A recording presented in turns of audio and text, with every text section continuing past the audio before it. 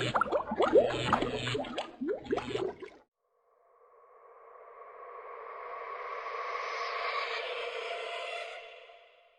guys, Ricky Finance here. As you can see behind me, we kind of had a Halloween hiatus last week, so we always decorate the full house for Halloween.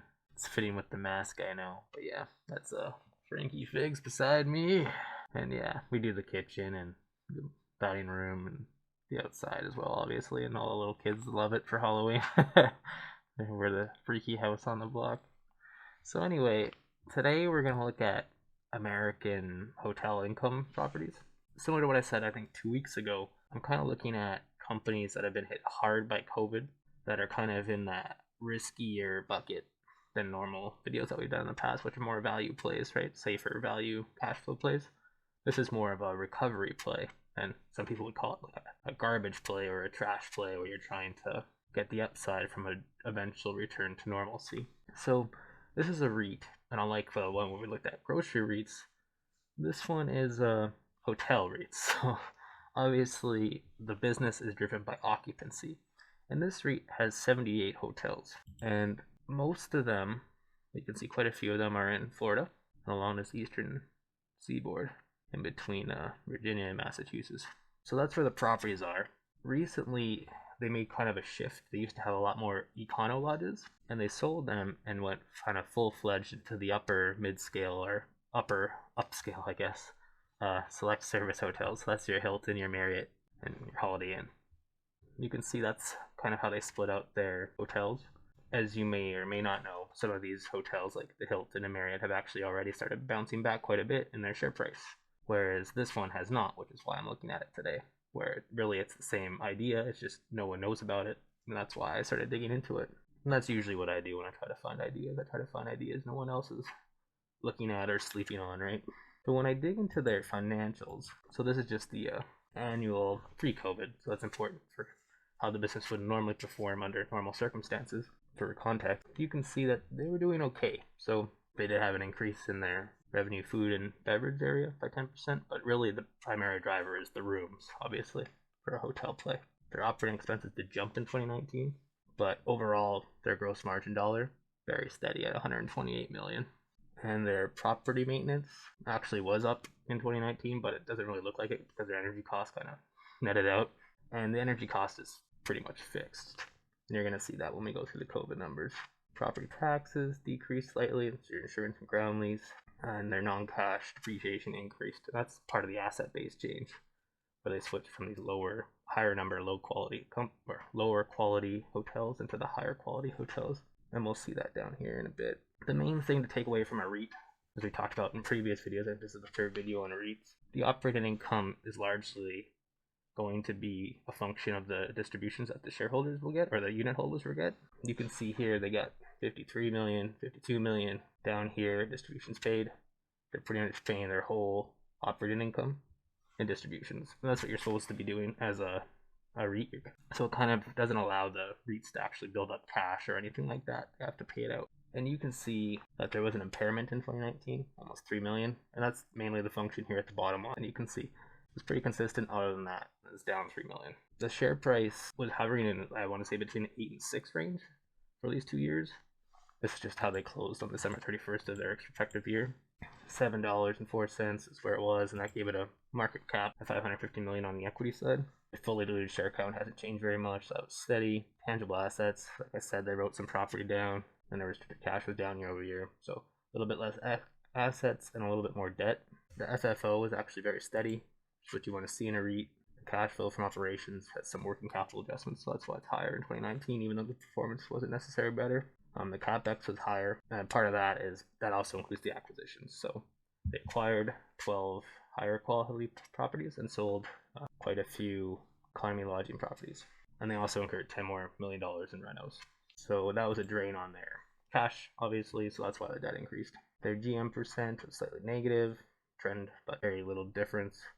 So basically, they had no problem. Well, they didn't have a real problem covering their 50 million in distributions. In 2019. It wasn't great. It is kind of cutting it close.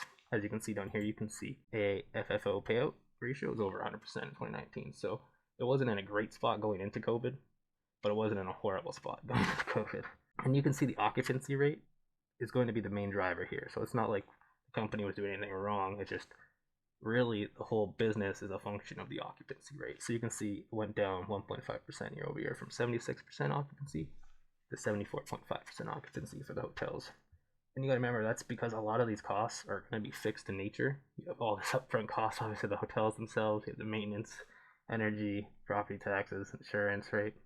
And the depreciation, which is non-cash, but you still have that. And then you have your overhead, so your corporate and administrative, you're gonna incur that no matter what. And then you have the cost of the interest of financing the buildings that you purchased, right? Because you're not just gonna buy it out in cash when you're a REIT.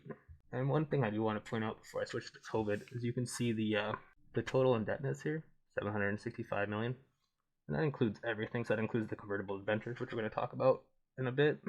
You can see technically they cover it. So they have 1.2 billion in tangible assets on the books, from my point of view, and then they have 765 million in debt. Technically, if they were to liquidate all the hotels at current market value, they should be close to coming out positive for our purposes for covering the debtors. What happened in COVID, and this is just a year-over-year comparison, as you can see, it got smoked pretty hard in Q2. And I'm putting this video out before the Q3 numbers, which are going to be next week, November 10th, I think. So coming up real quick. Revenue rooms got smoked, 66 million down to 26 million. Obviously, no one was going out eating and drinking during Q2, so that was your April, May, and June. So yeah, it got smoked. It did try to cut its operating expenses. That should scale with as a direct expense with revenue. But I mean, GMD was down by pretty much 66%, and the share price was actually down similar amount, but 66%, which is why I'm looking at it now, right? Because it hasn't bounced back with the other hotels. You can see the stickiness of depreciation, the stickiness of the property taxes. Energy was sticky. They actually cut back on their maintenance, and yeah, their overhead for corporate admin is still high, and their interest expense isn't doing them any favors, right? They still have to pay the debt, even though they have no business because of COVID. So that's, and this is not just a function of this company, it's a function of a lot of similar companies that got smoked by COVID, right? Like, how could you foresee your occupancy going from a 75% fairly steady to, what did they do? They did 34% occupancy in the COVID quarter. So, and that would be outside most stress tests. So you can see the share price react to that. It was hovering $6.73 at the end of the Q2 prior year, and as of Friday's close, yesterday's close, $2.25. So you can see the equity cap got smoked. It used to be 525 million, now it's 175 million. So I do want to point out here again, you have the tangible assets. They started writing down a little bit of it. You can see they wrote down 3.7 million in the COVID quarter, but they still have a lot of tangible assets on the books. And this could mean that they have a future write down coming. It could mean they think the business is coming back and they won't need to write down anymore. But the main thing is that it still covers the total indebtedness, which has continuing to tick up because it has to finance these losses, right? There's no one occupancy. This spread right here is still the critical part of the investment thesis, because if it does go bankrupt, you're still covered because there's going to be tangible assets left. And that is maybe less true for the common equity, but I'm going to talk about the convertible debentures in a bit, which is kind of the midfield player between the senior debt holders and the equity holders, common equity holders. You can see CFO turn negative, and they slash their distribution. So if you buy the common stock right now, you're going to get no dividends. So you're like, well, it's a REIT. They got to do what they got to do to save cash, right? They're not going to keep going in more and more debt just to pay distributions that they don't have. So occupancy, the GM ratio hit, operating margin ratio, obviously with no revenue coming in, negative, and the occupancy rate 34%. So the reason I'm looking at it now is because their presentation says that they're break even. You can see how bad April, May, and June were for the company. Even March was pretty bad for the company. You can see that July and August, well, they're still not the 75% normal. They're getting there. And we don't know what September's was, but they do have their cash flow break even level at 50%. So if I read this correctly, well, it's hard not to, they should be free cash flow or cash flow positive in their resulting Q3 coming up on November 10th. Pretty quick. So my idea here is, well, if it is cash flow positive, then the bankruptcy risk goes down, and I should start getting some upside and perhaps even a distribution and just come back on if there is enough cash flow again, which is what this would insinuate. we'll have to see what happens. The biggest risk with that type of thesis is that you have these cases spiking again, right? And you have the cases spiking, and then you have a background of a vaccine positive. And well, the vaccine might be a while to roll out, say March or April or May for the bulk of us. You still have this in between where cases are spiking, and you could have shutdowns again, and then the free cash flow goes to this, and then the company's wiped out or taken on by the creditors, right? So it's not without its risk. That's why I wanted to do this video, because it's a little bit more sketchier. I mean, it's a high reward. If it doesn't go bankrupt, you could strike this, and this occupancy goes back to even 60 or 75. You're going to start getting close. The equity price is going to start rallying, right? And you're going to start getting your distributions back. That's the play. That's why I'm looking at it. So I'm going to talk about the convertible debentures. This company has another instrument that you could buy, which is convertible debentures. We haven't talked too much about bonds in this channel, but it's another way to play the asset. And you can see it got smoked on Friday, and it's very illiquid. Most bonds, single bonds are. So if you're not comfortable with that, I wouldn't touch it. I like playing these type of plays. So debenture spread, so it's a way to climb the credit structure and still get some yield and fixed income, even while the dividend is dead. When we went through the financials, you would have saw interest expense was still happening even though distributions are gone, right? Distributions are the dividends for the common shareholders. When you're a convertible debenture, you're still going to get your 5% coupon. In this case, this is a 5% coupon. It's still a way to get paid interest and participate if the company makes it through COVID. Obviously, you still have bankruptcy risk, but that's why I want to bring up that the current asset value is worth more than the current debt. So, well, most of the other, this is the lowest tier on the debt structure. You're still above all the common shareholders. What that means is, say, if it's true that their assets are worth 1.2 billion and they liquidate all their 1.2 billion, they will pay off their debtors, which is about just say 800 million. That includes us. So we're going to get paid if we're playing this. Now, what could happen is that it takes a while. They can still incur expenses, which just eats more and more into debt, right? That could happen. What else could happen? They could write down the asset values of the properties and totally wipe out the margin of safety with that thesis. So there's pros and cons to all this. But if you're going to play it and you're worried about bankruptcy risk, this is a way to alleviate some of it. You still might have it, but at least you're probably going to get some recovery. And then again, in green here, I just put note the current occupancy of 55% or so should indicate the company's ability to make it. At least we'll make it through Q3. And if there's another shutdown in the States, then you got to worry again. You can see here the current price closed at 73. Someone just slammed it. A little bit of volume on Friday for this, which is good. And you can see price 73 is what it closed at. Pays a coupon of 5. It actually matures fairly quick. That's important for our yield to maturity. So 1.6 years left. And your yield to maturity is calculated at 28.59%, which is pretty high for a bond. So that tells you the degree of credit risk you're playing with here. And so I just go through an example just to see how you could foresee the cash flows here. So say if I was the guy who got filled at 73. I wasn't, but let's just say I was. And I bought 100. So just 100 times 73, so 7,300 bucks. Some negative cash flow, I spent the money to invest in it. And then I get a coupon. And the coupon is every June and December at month end. So I get my 5%. So your 5% on your investment of the principal. So how bonds work is that you're going to get, so say I put $73 down, and at the maturity I'm going to get $100. That's how this will work in this case, because right now you're getting paid to take some degree of the credit event, right? As the current bondholders might be freaking out. And so how this works is that you get your $500 coupon in June, you'll get another $500 coupon next Christmas, and you get a $500 coupon in June in 2022, and that's when this debenture expires anyway, or matures. So that's when you get your $10,000. So you put in your 7,300, you get 500, 500, 500, and then you get 10,000. So your total return is 4,200. The total you invested is 7,300, and that's why the yield to maturity is so high. It may be like, well, that sounds really good, but you got to remember this thing could go the other way on.